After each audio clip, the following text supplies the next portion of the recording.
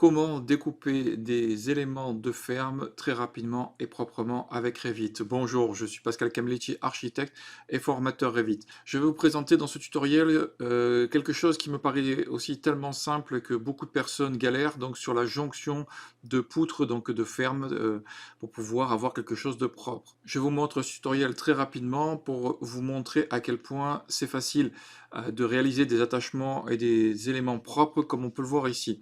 Avant de démarrer ce tutoriel, je vous rappelle qu'en cliquant sous la vidéo, vous allez pouvoir rentrer donc, dans le formulaire votre prénom et votre nom. Donc vous cliquez sur le petit lien, vous accédez au formulaire, votre prénom et votre email. Vous recevez mes conseils gratuits tous les jours par email. Donc, et pour ceux qui veulent aller encore plus vite et encore plus haut, il y a la box, vous passez au niveau supérieur. Allez, c'est parti pour ce tutoriel. Alors, il y a beaucoup de personnes qui se posent la question sur comment réaliser ce genre de jonction, donc avoir des éléments qui sont propres, donc avoir des jonctions qui sont propres. Bon, là je ne l'ai pas fait, mais c'est pour vous montrer. Alors, c'est tout simple, il vous suffit donc de choisir, donc de placer une ferme. Pour ce faire, vous allez donc dans structure, vous allez sur ferme, vous allez choisir une ferme, donc si vous ne l'avez pas, vous allez dans charger la famille. La ferme se trouve donc dans la librairie, dans la France, dans structure et dans ferme. Dans ferme, vous allez avoir plusieurs formes de ferme, hein. Vous voulez avoir en fonction de ce que vous voulez réaliser comme type de structure. Une fois que vous l'avez au bout de la souris, il vous suffit de la tracer. Alors je vais me mettre perpendiculaire, ce sera beaucoup plus propre. Je vais la refaire. Voilà, il suffit de la tracer.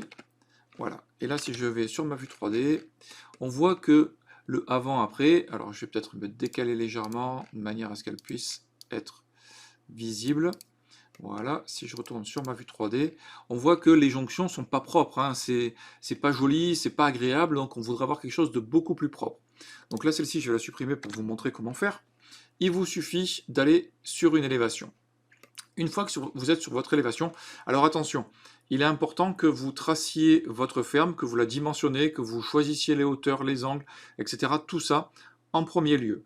Après, une fois que vous avez fixé tout ça, parce que si vous modifiez les dimensions, une fois que vous allez faire les jonctions comme je vais vous le montrer, ben, il faudra tout recommencer. Donc c'est un peu pénible, certes, ça va prendre du temps, mais lorsque votre projet est, on va dire, pré-abouti, qui est prêt à finaliser, que vous voulez avoir quelque chose de plus joli, on peut passer très rapidement.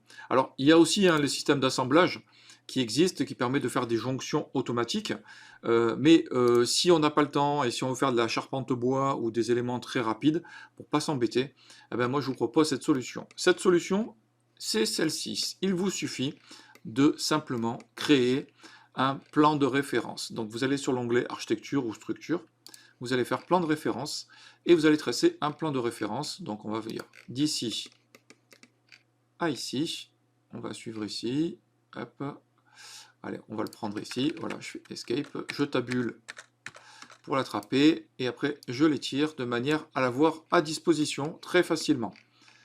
Voilà, je fais la même chose de l'autre côté, et maintenant, il me suffit de venir, de tabuler, et là, de désépingler pour pouvoir étirer l'élément. Alors, pour qu'on puisse le couper correctement, il faut que l'élément va dire dépasse la totalité. Si vous venez juste à un morceau, ça ne va pas fonctionner. Donc il faut que vous l'étiriez de manière à pouvoir avoir cet élément. Et ensuite, vous allez aller dans l'onglet modifier et vous allez faire couper. Couper quoi? Je veux couper cette ossature avec ce plan de référence. Je veux couper cette ossature avec ce plan de référence. Et vous voyez, la jonction est faite. Il n'y a rien de plus facile, plus rapide et plus efficace. Maintenant, si j'ai besoin donc de tirer celui-ci, je le déverrouille, je le monte. Idem, il faut dépasser le plan de référence. Je fais couper quoi avec le plan de référence et il vient le couper ici. Maintenant, pour des jonctions qui sont un peu plus complexes, alors là, on va faire la même chose. On va tabuler, on va déverrouiller.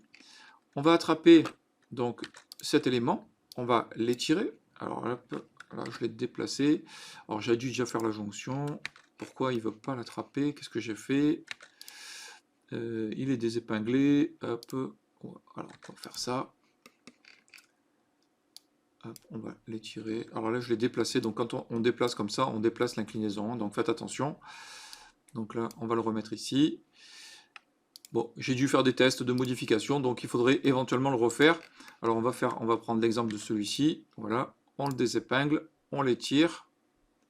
on vient couper la totalité du plan de référence et on fait couper quoi avec le plan de référence, ainsi de suite pour pouvoir avancer dans l'ensemble de la modélisation. J'espère que ce tutoriel vous aura été utile. Vous n'hésitez pas à liker, à partager, vous me laissez un commentaire sous la vidéo, ça me fait plaisir. N'oubliez pas de vous abonner pour pouvoir recevoir les notifications avec la petite cloche pour savoir où vous pouvez venir voir les nouveaux tutoriels. Cliquez à droite et à gauche et vous abonnez à la box pour avoir les fichiers que je vous présente ainsi que les éléments de mes vidéos.